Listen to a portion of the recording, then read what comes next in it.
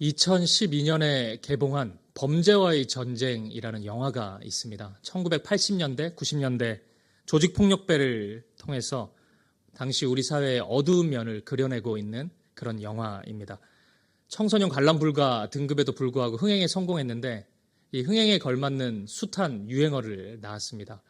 그중에 최민식 배우가 했던 대사 중에 이런 게 있습니다. 좀 어색하지만 제가 해보겠습니다. 내가 어저께도 너그 서장하고 밥도 먹고 사우나도 가고 막 다 했어. 이런 대사가 있습니다. 어색하네요.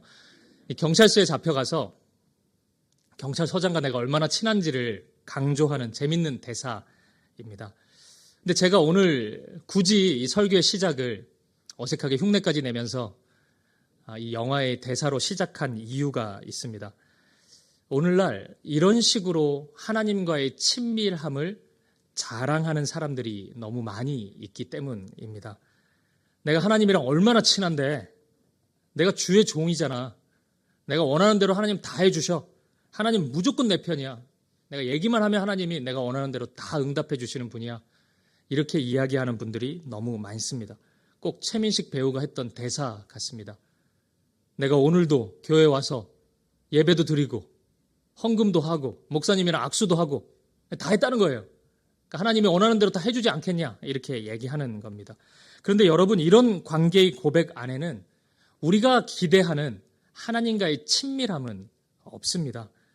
어떤 거래 관계 속에서 그분이 어쩔 수 없이 나를 위해서 뭘 하나 해주겠지, 이런 모호한 확신만 있을 뿐이지 그분과 나의 깊은 관계를 보여주는 어떤 우정과 신뢰, 이런 것은 찾아볼 수가 없는 것입니다. 여러분 어떻습니까? 혹시 하나님을 대하는 우리의 태도가 이렇지는 않습니까? 오늘 말씀을 통해서 우리 스스로를 돌아볼 수 있기를 바랍니다. 오늘 본문은 예수님을 향한 사탄의 두 번째 시험입니다. 우리는 지난주에 첫 번째 시험을 살펴보았습니다. 사탄은 두 가지 면에서 첫 번째 시험을 통해 예수님을 유혹했습니다. 첫 번째, 이것이죠. 인간적으로 그 정도 한계에 부딪히고 그 정도로 다급한 상황이면은 잠시 하나님을 뒤로 밀어버릴 수 있지 않냐는 겁니다. 말씀의 돌판, 그거 중요한 거 알겠는데 이 정도로 다급한데 그거 떡으로 좀 바꿔 먹을 수 있지 않냐는 거예요. 급하니까 하나님의 도구를 세상의 것으로 바꿀 수 있지 않냐. 급하니까 그럴 수 있지 않냐. 이것이 사탄의 유혹이었습니다. 그리고 두 번째, 지금 그 문제를 해결할 힘이 너에게 있지 않냐는 것이었습니다. 하나님이 언제 도와주실 줄 알고 하나님을 기다리겠냐는 거예요. 그냥 네가 해라. 네가 할 수 있는데 뭐 하려고 하나님을 기다리냐. 그냥 해라. 네가 충분히 할 수 있는데 언제까지 하나님을 기다릴 거냐. 이것이 첫 번째 시험, 그 두 번째의 내용이었습니다. 하지만 우리 주님은 사탄을 향해서 사람이 떡으로만 살 것이 아니라 하나님의 입으로부터 나오는 말씀으로 말미암아 사는 것이니라. 이 말씀을 통해서 사탄의 유혹을 물리치셨습니다. 이겨내셨습니다. 그렇습니다, 여러분. 광야의 길에서 배고픔을 채울 수 있는 떡은 소중하죠. 너무 배고프니까 한 끼 식사를 할 수 있는 그 떡은 너무 소중합니다. 하지만 광야의 길에서 약속의 땅으로 나아가기 위해서는 떡만 가지고 안 됩니다. 그 떡으로 한 끼 때운다 그래서 이 광야의 긴 걸음을 다 끝내고 약속의 땅까지 어떻게 가겠습니까? 하나님의 말씀이 있어야 합니다. 그 말씀 안에서 꿈꿀 수 있어야 합니다. 그 꿈이 우리의 소망이 되어야 됩니다. 그래야지 이 광야의 시간을 이기고 약속의 땅인 가나안 땅까지 갈 수 있는 것입니다. 하나님의 말씀이 필요한 거죠. 말씀 안에서 꿈이 필요하고 하나님의 비전이 필요한 것입니다. 하나님의 말씀 안에서 언제나 꿈꿀 수 있는 저와 여러분들 되시기를, 우리 사김의 교회가 되기를 간절히 소망합니다. 이렇게 첫 번째 싸움에서 무참히 패배한 사탄은 또 다른 교묘한 논리를 앞세우면서 예수님을 유혹합니다. 두 번째 시험에서 사탄이 세운 큰 그림, 이것도 두 가지 정도로 요약해 볼 수 있을 것 같아요. 첫 번째, 하나님에 대한 예수님의 신뢰를 행동으로 진짜 입증해 보일 수 있느냐는 것입니다. 떡이 아닌 말씀으로 산다고 말은 잘했는데 진짜로 그럴 수 있냐는 거예요. 고백 말고, 고백은 하나님의 말씀으로 산다고 했는데 진짜 메마르고 목마르고 배고픈 그 순간에 그렇게 할 수 있겠냐? 사탄은 이 유혹을 가지고 예수님을 찾아옵니다. 그리고 두 번째, 첫 번째 시험 멋지게 이겼잖아요. 이 승리에 취해서 실수할 수 있는 가능성을 파고듭니다. 인간은 누구나 엄청난 승리, 엄청난 성공을 경험한 후에 승리감에 취해서 인간적인 실수를 범할 가능성이 있습니다. 신앙 안에서는 하나님을 의지하지 않고 나를 의지하는 실수입니다. 이 연약의 가능성, 인간에게 찾아올 수 있는 이 연약의 가능성을 사탄은 공격하고 있습니다. 따라서 오늘은 이 두 가지 관점에서 이 사탄의 두 번째 시험을 우리가 살펴보도록 하겠습니다. 먼저 사탄은 예수님을 거룩한 성정 꼭대기에 세웁니다. 이곳이 어디인지 정확히 알 수는 없어요. 성경이 말해주고 있지 않기 때문입니다. 하지만 많은 학자들이 예루살렘 성전이 아닐까 그렇게 생각합니다. 이곳에서 사탄은 이렇게 말합니다. 본문 6절입니다. 같이 읽어보죠. 시작. 이르되 내가 만일 하나님의 아들이어든 뛰어내리라. 기록되었으되 그가 너를 위하여 그의 사자들을 명하시리니 그들이 손으로 너를 받들어 발이 돌에 부딪히지 않게 하리로다 하였느니라. 아멘을 하기가 좀 힘들죠. 사탄이 한 얘기라서. 사탄은 첫 번째 시험에서와 똑같이 네가 하나님의 아들이여든 이 표현으로 시작합니다. 이 표현은 아무리 생각해도 들을 때마다 불쾌감을 불러일으키는 것 같아요. 예수님을 조롱하고 있는 그런 뉘앙스입니다. 아마도 사탄은 이런 불쾌감, 이걸 통해서 조급함을 불러일으키려고 하는 것 같습니다. 우리가 2주 전에 살펴봤던 아담과 하와의 시험을 생각해보면 아담과 하와가 그 조급함 때문에 자신들의 연약함을 사탄에게 노출해버리지 않습니까? 사탄은 아마도 이런 부분을 노리고 집요하게 이 표현을 사용하고 있는 것 같아요. 하나님의 아들인지 뻔히 알면서 조롱하는 투로 계속 이 표현을 사용하고 있습니다. 그리고 갑자기 이 높은 성정 꼭대기에서 뛰어내려 보라고 제안합니다. 어떤 면에서 보면 굉장히 황당하기 그지없는 제안입니다. 높은 곳에서 뛰어내리는 것이 뭐가 그리 큰 유혹이 될까요? 그리고 사탄은 이 제안을 통해서 무엇을 얻으려고 하는 것일까요? 여기서 놀라운 점이 하나 있습니다. 그것은 사탄이 예수님을 향해서 이곳에서 뛰어내려 봐라 이렇게 유혹하고 있는 그 근거를 다름 아닌 성경 말씀에서 찾고 있다는 것입니다. 놀라질 않으시는데 이게 굉장히 아이러니하지 않습니까? 하나님의 뜻에서 벗어나게 하려고 지금 유혹하는 거 아니겠습니까? 그런데 하나님의 말씀을 가지고 유혹하고 있다는 거예요. 말씀을 살짝 비틀어버리고 꼬아버려서 말씀이 본래 의도하는 바와는 전혀 상관없는 다른 길을 가게 하려고 하고 있습니다. 말씀에서 어긋나는 일을 말씀을 통해서 할 수 있다는 거예요. 이것이 사탄의 교묘함입니다. 그리고 우리가 말씀을 맡은 목회자들, 사역자들을 위해서 날마다 기도해야 되는 이유가 여기에 있습니다. 저 같은 목사들은 말씀을 맡은 자인데 이 땅의 모든 목회자들이 말씀의 사람이 돼야 돼요. 만약 말씀을 왜곡하기 시작하고 말씀을 있는 그대로 믿지 못하고 전하지 못하고 세상의 가치들을 여기에 자꾸 담아내기 시작하면 수많은 성도들이 진리의 길에서 이탈될 가능성이 있습니다. 그냥 말씀이니까 그냥 막 받아들일 거지 않겠습니까? 그러면서 점점 말씀에서 이탈해 갈 수 있는 것입니다. 그래서 고린도후서 2장 17절은 이렇게 말씀합니다. 같이 읽어보겠습니다. 시작. 우리는 수많은 사람들처럼 하나님의 말씀을 혼잡하게 하지 아니하고 곧 순전함으로 하나님께 받은 것 같이 하나님 앞에서와 그리스도 안에서 말하노라. 예나 지금이나 말씀을 혼잡하게 하는 사람들이 있습니다. 여기서 혼잡하게 한다는 표현은 시장에서 어떤 물건을 파는데 가짜 물건, 모조품 물건을 진짜인 것처럼 파는 행동을 의미합니다. 우리가 이런 사람들을 조심해야 됩니다. 말씀을 이야기하는데 말씀과 전혀 상관없는 가치를 얘기하는 사람들. 이단을 생각해 보십시오. 이단이 어디 전혀 관계없는 이상한 얘기를 합니까? 잘 들어보면 우리보다 더 성경 얘기 많이 해요. 그런데 예수 그리스도를 바라보지 못하게 하지 않습니까? 성경이 말하는 진리에서 너무 동떨어진 바를 이야기하지 않습니까? 말씀을 통해서, 성경을 통해서 얼마든지 그럴 수 있는 것입니다. 따라서 여러분들 가까이 있는 사역자들을 위해서, 또 교회의 리더십들, 말씀을 맡은 우리 다락방 순장님들, 또 주일학교의 교사 선생님들 위해서 우리는 날마다 기도해야 합니다. 우리 사김의 교회 사역자들을 위해서도 날마다 기도해 주십시오. 담임 목사가 좀 젊은 사람이다 보니까 전반적으로 우리 젊은 사역자들이 포진되어 있는데 20대, 30대 신학을 이제 공부하고 사역자의 첫 발걸음을 내딛는 그 시점부터 말씀의 사람이 돼야 됩니다.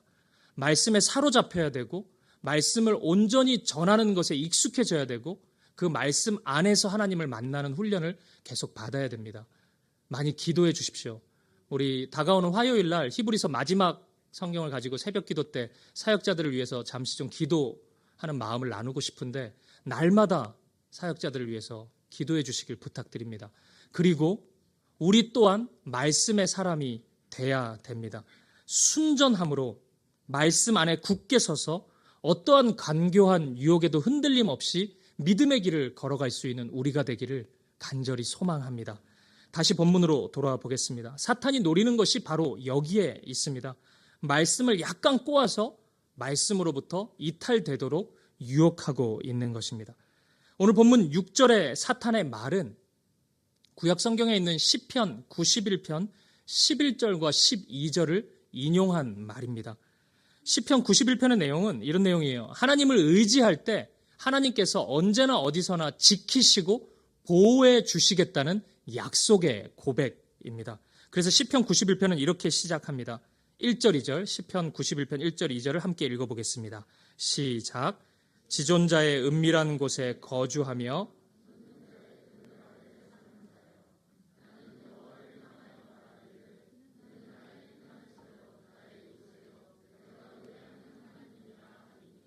아멘. 하나님만이 우리의 피난처가 되시고 요새가 되시고 우리가 의뢰하는 하나님이라는 매우 아름다운 고백입니다. 이런 고백으로 이 시편 91편을 시작해서 11절과 12절에 이르러서는 모든 걸음마다 하나님이 천사를 보내주셔서 발이 돌에 닿지 않도록, 부딪히지 않도록, 걸려 넘어지지 않도록 지켜주실 것이다. 이렇게 약속합니다.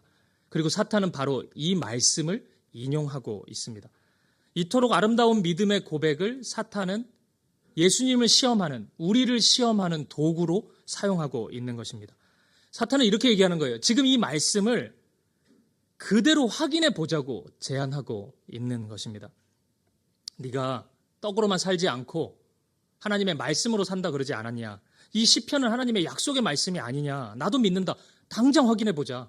진짜 이 말씀이 성취가 되는지 확인해 보자. 이게 사탄의 메시지입니다. 여러분 어떻습니까? 그럴듯해 보이지 않습니까? 어떤 면에서 보면은 사탄 앞에서 하나님의 능력을 증명해 보일 수 있는 그런 기회가 될 수도 있을 것 같습니다. 그런데 여러분, 이 사탄의 말에 성급하게 동의하기 전에 잠시 생각해 볼 문제가 있습니다. 말씀을 이런 식으로 적용하는 것이 정당한가? 바로 이 문제입니다. 이렇게 적용해도 됩니까? 이 말씀을? 여러분, 예수님은 어떻게 반응하셨을까요? 예수님은 이 사탄의 이야기를 어떻게 반응하셨을까요? 예수님은 이 제안이 매우 정당하지 않다고 말씀하십니다. 예수님의 말씀 들어보겠습니다. 본문의 7절입니다. 같이 한번 읽어보겠습니다. 예수께서 이르시되 또 기록되었으되 주 너의 하나님을 시험하지 말라 하였느니라 하시니. 아멘. 예수님께서는 사탄의 요구를 하나님을 시험하는 것이라고 규정하십니다. 그리고 첫 번째 시험 때와 마찬가지로 구약의 신명기 말씀을 인용하세요. 신명기 6장 16절입니다. 제가 읽어보죠. 너희가 마사에서 시험한 것 같이 너희의 하나님 여호와를 시험하지 말고. 예수님은 지금 이 말씀으로 답해주고 계시거든요. 신명기 6장 16절 말씀을 가지고 마사에서 시험한 것 같이 하나님을 시험하지 말라고 얘기해요. 그러니까 이스라엘 백성들이 광야의 마사라는 곳에서 어떤 행동이 있었는데 그 행동을 하나님은 나를 시험하는 것으로 여겼다는 거예요. 그리고 오늘 사탄의 시험이 마치 그런 마사에서 있었던 이스라엘 모습의 데자뷰 같다고 예수님은 말씀하고 있는 것입니다. 이스라엘 백성들이 마사에서 있었던 그 이야기는 출애굽기 17장에 나옵니다. 출애굽을 한 이스라엘 백성들이 광야 생활을 시작하죠. 광야는 목마르고 배고프고 인간의 한계를 날마다 경험하는 정말 힘든 곳입니다. 출애굽기 17장은 이 중에서 목마름을 참지 못한 이스라엘 백성들의 분노와 아우성을 보여주고 있습니다. 근데 하나님은 이 목마름 자체를, 그리고 목마름에서 나오는 짜증 자체를 하나님은 책망하시지는 않으세요. 목마름은 짜증날 수 있잖아요. 원망도 생기고 대체적으로 그 지도자인 모세를 향한 원망을 쏟아내는데, 그러니까 이런 모습을 우리가 참 정당하다, 칭찬한다, 박수 쳐준다 이렇게 할 수는 없지만 하나님은 이 모습을 가지고 막 화를 내시면서 너희가 어떻게 나를 시험할 수 있냐 이렇게 하시진 않았어요. 이 모습 자체를 책망하시지 않았어요. 문제는 이스라엘 백성들의 그 다음 행동이 있었습니다. 그것은 물 가지고, 목이 마르잖아요. 물이 없어서. 그 물 가지고 하나님의 존재를 확인하고자 했던 것입니다. 다른 건 모르겠고 나는 지금 목이 마릅니다. 하나님이 계시면 물을 줘봐요. 하나님 살아 계시잖아요. 그럼 물을 줘봐요. 만약에 지금 물 안 주면 나 하나님 안 믿습니다. 하나님 없는 거예요. 지금 이렇게 얘기하고 있는 것입니다. 이스라엘 백성들은 광야에서의 목마름에 대해서 하나님을 개입시키는데 이런 식으로 개입시키고 있는 거예요. 하나님 앞에서 겨우 이 정도의 마음과 이 정도의 태도를 가지고 있는 것입니다. 보십시오. 이스라엘의 논리대로라면 하나님은 당신의 살아계심을 증명하기 위해 할 수 있는 일이 하나밖에 없습니다. 물을 주는 것밖에 없어요. 그러면 우리는 주면 되지, 좋은 거 아니냐 이렇게 생각할 수도 있지만 여러분 잘 생각해 보세요. 이건 이스라엘의 계획이고 이스라엘의 생각이죠. 하나님의 계획, 하나님의 생각은 여기에 없습니다. 하나님의 뜻과 계획이 여기에 반영될 수는 없어요. 어느 시기에 물을 주는 것이 좋은 건지, 그 일을 통하여서 하나님이 어떤 교훈을 주고 싶으신지, 이런 하나님의 아름다운 뜻과 계획은 다 사라져 버린다고요. 그냥 인간의 계획, 인간의 뜻만 있는 것입니다. 이 모두 다 하나님은 없는 이스라엘의 시간표이자 계획표인 거예요. 하나님이 이스라엘을 광야로 보내신 데는 하나님만의 이유가 있었습니다. 출애굽을 하고 나서 약속의 땅인 가나안 땅에 더 빨리 갈 수 있었다고요. 광야 경험하지 않아도 됐습니다. 일주일이나 10일 만에 갈 수도 있는 거리였어요. 그런데 굳이 하나님께서 이스라엘 백성들을 광야로 인도하신 데는 하나님의 이유가 있었어요. 이스라엘 백성들이 단순히 약속의 땅에 도착했다, 꼬리냈다 정도의 만족감을 얻는 것이 아니라 이스라엘 백성들이 순전한 믿음의 사람이 되기를 원하셨습니다. 정금 같은 그 믿음을 가진 백성들이 되기를 원하셨던 것입니다. 하나님의 계획은 이스라엘 백성들이 단순히 밥 먹고 배부르게 사는 정도에 있지 않았습니다. 삼시세끼 그냥 밥만 먹는 정도가 하나님의 꿈이자 계획이었다면 애굽에 있는 편이 더 낫죠. 거기는 삼시세끼 잘 먹었지 않습니까? 그냥 노예 생활하면서 거기 머무르는 게 더 나았죠. 하나님의 계획은 그 정도에 머물러 있지 않았습니다.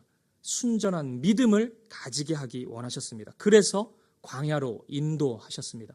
구약성경 신명기 8장 12절부터 16절을 보면 이 하나님의 광야의 목적이 정확히 소개되어 있습니다. 조금 길지만 5절인데 우리 한번 읽어보겠습니다. 한 절씩 교독해 보겠습니다. 신명기 8장 12절 제가 읽습니다. 내가 먹어서 배부르고 아름다운 집을 짓고 거주하게 되며 또 내 소와 양이 번성하여 내 은금이 증식되며 내 소유가 다 풍부하게 될 때 내 마음이 교만하여 내 하나님 여호와를 잊어버릴까 염려하노라. 여호와는 너를 애굽 땅 종되었던 집에서 이끌어 내시고 너를 인도하여 그 광대하고 위험한 광야 곧 불뱀과 같이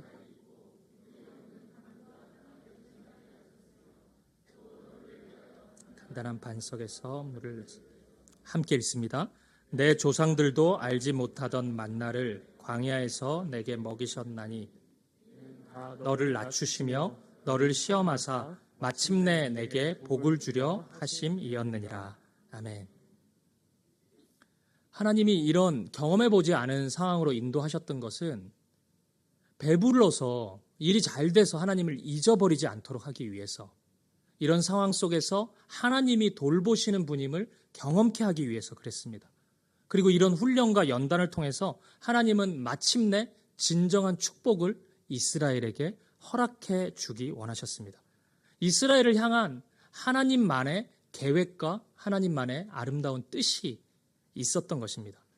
하나님께서 광야의 마사에서 이스라엘을 향해서 나를 시험하지 말라고 말씀하신 이유가 여기에 있습니다. 하나님의 계획을 무시하는 행위였기 때문입니다.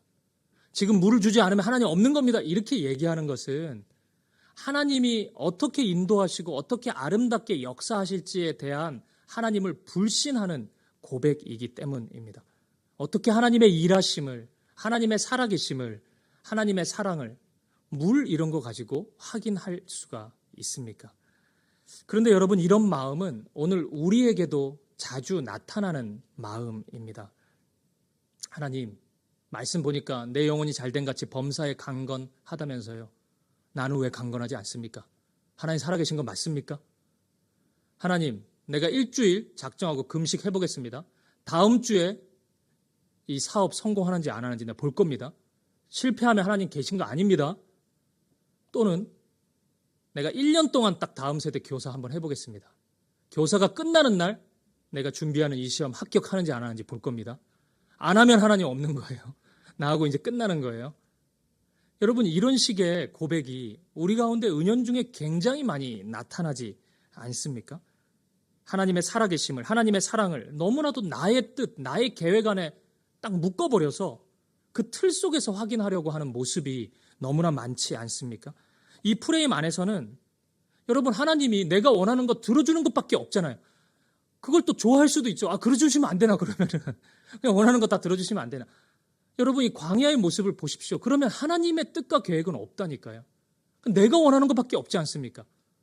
이스라엘 백성들이 원하는 대로 다 이루어졌으면 이스라엘 백성들 가나안 땅 못 갑니다. 다시 돌아갔을 거예요, 애굽으로.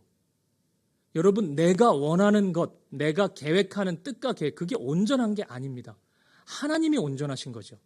오늘 이스라엘의 고백, 우리의 고백 속에는 그 하나님의 계획이 없을 수 있다는 것입니다. 이런 반응을 향해서 예수님은 매우 단호하게 말씀하시죠. 주 너의 하나님을 시험하지 말라. 사랑하는 여러분, 우리 하나님은 우리의 찬양과 경배를 받으셔야 되는 분이지, 우리에게 그런 시험을 받을 만한 분이거나 우리에게 테스트를 받을 분이 아니십니다. 우리가 하나님을 향해서 내가 원하는 거 해주지 않으면은 나와 당신의 관계는 여기서 끝납니다. 우리 깨지는 거예요. 이제 헤어지는 거예요. 이런 식으로 협박하고 이런 식으로 얘기하는 거는 이건 일종의 데이트 폭력이지, 이게 무슨 사랑의 관계이고 사랑의 사귐과 교제라고 할 수 있겠습니까? 우리가 하나님께 드려야 될 바른 고백은 사랑의 고백이요, 찬양의 고백이요, 예배의 고백이라는 것을 꼭 기억하시기 바랍니다. 하나님을 시험하려는 이런 마음은 예수님의 십자가 앞에서도 나타납니다. 예수님의 십자가는 저와 여러분을 구원하시기 위한 하나님의 뜻과 계획이었습니다.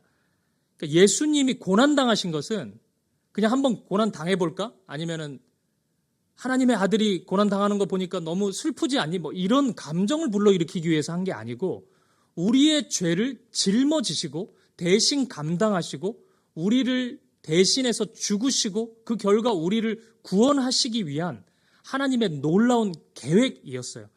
그런데 이렇게 하나님의 뜻에 의해서 십자가에 달린 예수님을 향해서 그 앞에 모여있는 수많은 사람들은 너무나도 가볍게 비아냥거렸습니다. 마태복음 27장 40절 말씀 함께 보겠습니다. 시작. 이르되 성전을 헐고 사흘에 짓는 자여, 내가 만일 하나님의 아들이어든 자기를 구원하고 십자가에서 내려오라 하며. 사람들은 사탄과 똑같이 외쳤습니다. 네가 만일 하나님의 아들이어든 당신부터 구원해봐라. 십자가에서 내려와 봐라. 여러분, 사람들의 논리대로라면 예수님은 하나님의 아들이시잖아요. 십자가에서 못 내려오십니까? 내려오실 수 있어요. 이렇게 달려 계시다가 내가 보여줄게 이래가지고 딱 이렇게 해서 못이 막 날아가고 아름답게 착지해가지고 너희 지옥 가 그러다가 내가 누군지 알고 이러는 거야. 뭐 이런 말씀 하실 수 있죠. 예수님 왜 못하십니까? 그런 힘과 능력, 권세를 가지신 분이십니다. 예수님 근데 왜 안 하셔요? 하나님의 뜻이 거기에 있지 않기 때문입니다. 예수님은 충분히 그렇게 하실 수 있는 분이시지만 십자가를 지십니다. 십자가에서 죽으십니다. 그 결과 저와 여러분을 살릴 수 있기 때문입니다. 그것이 하나님의 뜻과 계획이었기 때문입니다. 그래서 예수님에게는 인간적인 계획이 중요하지 않습니다. 자신의 힘을 과시하는, 사람들 앞에 자랑하는 것이 중요하지 않습니다. 오직 하나님의 뜻이 중요하셨습니다. 오직 하나님의 계획이 중요하셨습니다.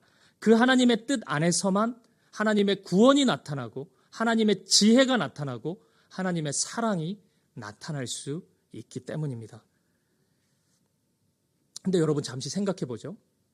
사탄은 왜 이런 것이 예수님에게 유혹이 될 수 있다고 생각한 걸까요? 왜 이런 것이 인간인 우리에게 유혹이 될 수 있다고 생각하는 것일까요? 정확한 답을 찾긴 힘들지만 저는 이렇게 생각합니다. 이 시험이 첫 번째가 아닌 두 번째 시험이기 때문이에요. 설교 초반에 말씀드린 것처럼 첫 번째 시험을 이긴 다음에 패배한 게 아니고 승리한 다음에 바로 이어서 지금 두 번째 시험이 나타나고 있습니다.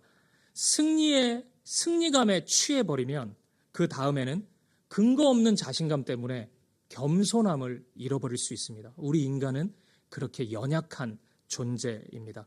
갑작스러운 성공이나 갑작스러운 성취감을 맛보게 되면 어느 순간 하나님보다 나 자신을 더 의지하고 신뢰할 가능성이 우리에게는 존재합니다.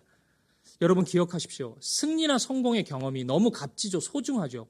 영적인 승리의 경험도 소중하고 우리가 인생 속에서 경험하는 그런 성취감도 너무 소중합니다. 그런 것은 필요해요. 하지만 그것이 값진 경험이면서도 유혹이 될 수 있다는 것을 여러분 기억하셔야 합니다. 승리 이후에, 하나님의 인도하심 이후에, 하나님의 은혜 이후에 우리는 충분히 자만해질 수 있기 때문입니다. 제가 청년 사역을 할 때 여름과 겨울마다 청년들과 함께 선교를 떠났었습니다. 그래서 뭐 국내 미자립 교회도 많이 다녔고 해외 선교지도 정말 많이 다녔습니다.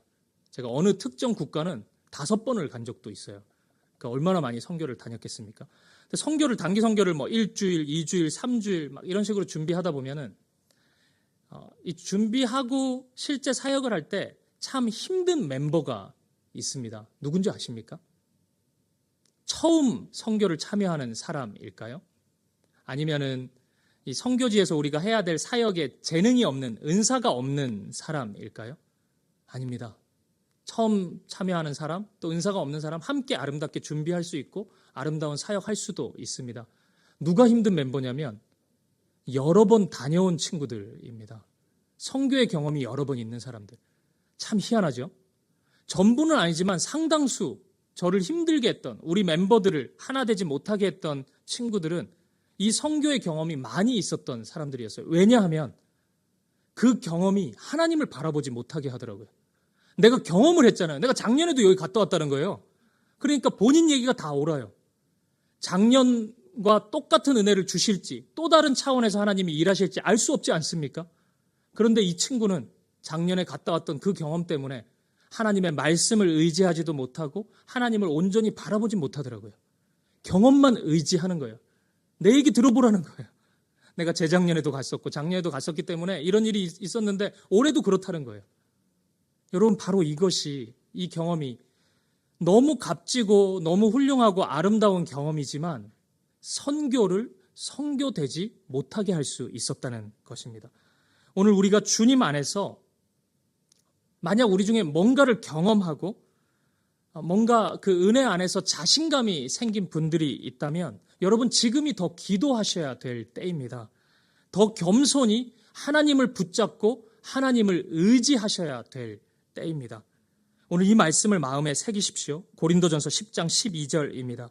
그런즉 선줄로 생각하는 자는 넘어질까 조심하라. 오늘 이 말씀을 붙잡고 경험을 의지하는 자가 아니라 하나님의 말씀을 의지하는 믿음으로 나아갈 수 있는 저와 여러분 되시기를 간절히 소망합니다. 사랑하는 여러분, 말씀을 여기서 마무리하면 좋겠는데 한 가지만, 딱 하나만 더 나누겠습니다. 그건 우리 중에 이 설교를 들으면서 여기까지 듣고 뭔가 찝찝함을, 그 느낌을 가진 분들이 있을 수 있다는 겁니다. 그러면 도대체 하나님 살아계심을 어떻게 경험하고 어떻게 믿을 수 있단 말입니까? 그렇게라도 체험을 해야지. 내가 원하는 거, 간절히 원하는 거 있었는데 하나님이 응답해 주시고 그래서 하나님 살아계심을 경험하고 그렇게 해야지 하나님을 향한 믿음이라도 좀 생기고 그러지. 그거 다 잘못되고 없어지면은 그거 어떻게 하나님을 경험합니까?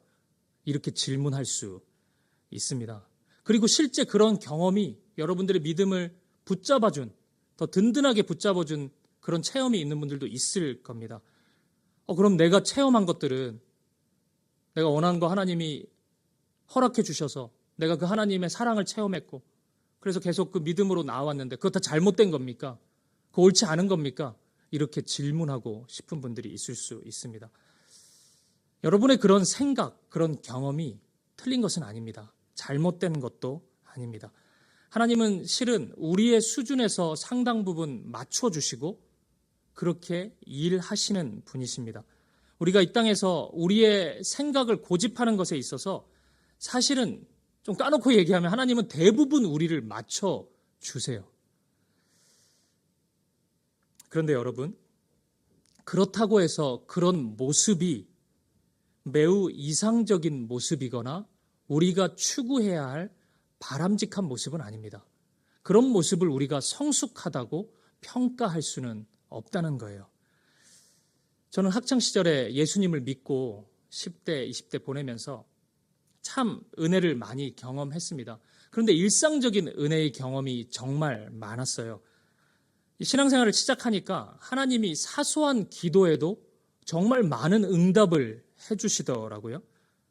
이런 것도 기도해도 되나 싶은 거 기도해도 하나님이 응답해 주시는 것 같았어요. 그래서 너무 감사하고 너무 행복하게 신앙생활을 했습니다. 하지만 시간이 흐르고 제가 신학생이 되고 또 말씀을 깊이 공부하고 또 교회를 섬기고 또 목회자가 되고 그러면서 이런 식으로 하나님과의 관계를 유지하는 것은 결코 바람직하지 않다는 것을 깨닫게 되었습니다. 우리의 자녀를 생각해 보죠. 자녀가 어린아이일 때는 웬만하면 부모가 다 맞춰주지 않습니까? 이제 막 걷는 아이한테 뭘 이성적인 것을 얘기하고 논리를 설명하겠습니까? 그냥 다 예쁘니까 해줘요. 투정 부리는 것도 예쁩니다. 다 맞춰주죠. 안아주죠. 그런데 그 아이가 어른이 되어서도 그러면 좀 이야기는 달라집니다. 어른이 되어서도 어린이처럼 행동하는 것은 성숙한 모습이라고 할 수 없는 거죠. 영적인 차원에서도 똑같습니다. 우리가 영적인 어른이 되어 있음에도 불구하고 어린아이처럼 자꾸 어리광 부리면서 하나님과 관계를 맺는다는 것은 나의 방식, 나의 스타일만 고집하는 것은 하나님 앞에서 결코 바른 모습이 아니라는 거예요. 하나님이 그런 모습을 원하시지 않는다는 것입니다. 하나님은 어느 순간 우리가 하나님의 동역자가 되기를 원합니다. 하나님의 아름다운 뜻과 계획을 이루는 그 하나님의 역사 가운데 우리가 동참하기를 원하세요.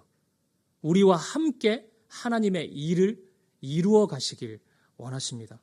그럼에도 불구하고 여전히 나의 것만 요구하고 나의 뜻과 계획만 이야기하고 나의 스타일만 강조하는 것은 하나님 앞에서 결코 바람직한 모습이 아니라는 것입니다. 오늘 이 자리에 이제 막 예수님을 믿고 하나님과 교제를 시작한 분들이 있다면 너무 복잡하게 생각하지 않으셔도 됩니다. 그냥 마음껏 하나님께 간구하세요. 그냥 달라고도 하시고 때도 쓰시고 그러셔도 됩니다. 이제 신앙생활 시작하는데 어떻게 기도해야 되는지 그런 것도 너무 생각하지 마세요. 그냥 나오는 대로 기도하세요. 그리고 비밀이긴 한데 웬만큼 응답받을 가능성이 큽니다. 처음 예수님을 믿을 때 하나님이 그렇게 우리와 관계하세요. 어떤 책 제목을 보니까 막전엔 찐빵이라는 제목이 있더라고요. 그게 이제 처음 예수님을 믿을 때의 그 모습이에요. 그러니까 그렇게 신앙생활 할 수 있어요. 막전엔 찐빵처럼 따끈따끈하고 맛있는 즐거운 신앙생활 그렇게 하시면 됩니다. 그런데 예수 믿은 지 꽤 시간이 흐르고 하나님의 은혜를 계속 많이 경험했음에도 불구하고 그런 기도하시면 안 됩니다. 시간이 그토록 흘러갔는데도 자꾸 나의 계획, 나의 뜻, 투정 부리듯이 하나님과 그렇게 관계하는 것, 그거 옳지 않습니다. 그리고 우리가 성숙함에 이르러야 될 때임에도 불구하고 그 모습으로 머물러 있으면 바로 그 모습을 사탄이 시험거리로 사용한다는 거예요. 우리에게 유혹의 그 도구로 얼마든지 사탄이 사용할 수 있다는 거예요. 그리고 그 시험에 넘어가는 순간 하나님과의 친밀한 관계는 다 사라지고 그냥 친하다고만 얘기하는 그 최민식 배우가 얘기하는 그런 관계밖에 없는 거예요. 밥도 먹고 사우나도 가고 그럼 뭐합니까? 하나님과 깊은 교제가 없는데 하나님의 마음을 알지도 못하고 그분과 동행하지 못하는데 그게 뭐가 친한 겁니까? 하나도 친한 거 아니죠. 하나님과의 사귐이 없는 것입니다. 오늘 이 말씀을 통해서 우리가 하나님의 틀을 깨뜨리고 있는 것은 아닌지, 나의 틀만 고집하고 있는 것은 아닌지 우리의 삶을 돌아볼 수 있기를 바랍니다. 사랑하는 여러분, 사탄은 오늘도 정말 매력적인 시험거리를 가지고 우리를 찾아왔습니다. 물 마실 수 있는 정도, 그 정도 문제를 가지고 하나님 살아계심을 확인해 보자고 제안합니다. 내 기분대로 내 뜻대로 아무렇게나 하나님 살아계심을, 하나님 사랑을 확인해 보자고 부축입니다. 네가 하나님 아버지고 네가 자녀 아니냐? 그 정도 못해? 그 정도 요구 못해? 그렇게 부축입니다. 여러분 성경 말씀을 읽다 보면 예수님이 진정한 하나님의 아들이신 예수님이 하나님을 아버지라고 고백할 때가 몇 번 있습니다. 그런데 사탄이 유혹하는 이런 상황에서는 한 번도 하나님을 아버지라고 고백하지 않으세요. 내가 원하는 거 이루어 달라고, 내 뜻, 내 계획 성취시켜 달라고 하나님 아버지라고 막 친근감 있게 그렇게 부른 적은 한 번도 없으십니다. 하나님을 아버지라고 예수님이 부르실 때는 하나님의 일하심을 믿고 인간으로서의 자기 자신을 부인할 때밖에 없으셨습니다. 자기 죽음, 자기 부인, 자기 비움, 하나님 말씀에 대한 철저한 순종의 맥락에서만 예수님은 하나님을 향해서 친밀하게 아버지라고 부르십니다. 오늘 하나님을 시험하는 사탄, 그리고 하나님의 말씀을 따르고 하나님의 뜻과 계획을 순종하려는 예수님, 여러분 어느 존재가 더 하나님과 가까운 존재입니까? 예수님입니다. 사랑하는 여러분, 오늘 나보다 하나님이 지혜롭다는 것을 인정하신다면, 오늘 나보다 하나님이 더 나를 사랑하신다는 것을 믿는다면, 오늘 나의 계획보다 하나님의 계획이 더 온전하다는 것을 믿는다면 나의 계획을 잠시 내려놓으십시오. 하나님의 뜻과 계획을 구하십시오. 그리고 하나님의 말씀에 순종하며 믿음의 길을 걸어가십시오. 그 어떤 승리의 경험, 내가 경험했던 그 어떤 아름다운 체험이라 할지라도 그것 너무 의지하지는 마십시오. 오직 하나님의 뜻과 계획, 하나님의 말씀만이 온전히 설 것입니다. 먼저 하나님의 나라와 뜻, 하나님의 의를 구할 수 있는 저와 여러분들 되시기를, 우리 사귐의 교회 성도님들 되시기를 주님의 이름으로 간절히 축복합니다.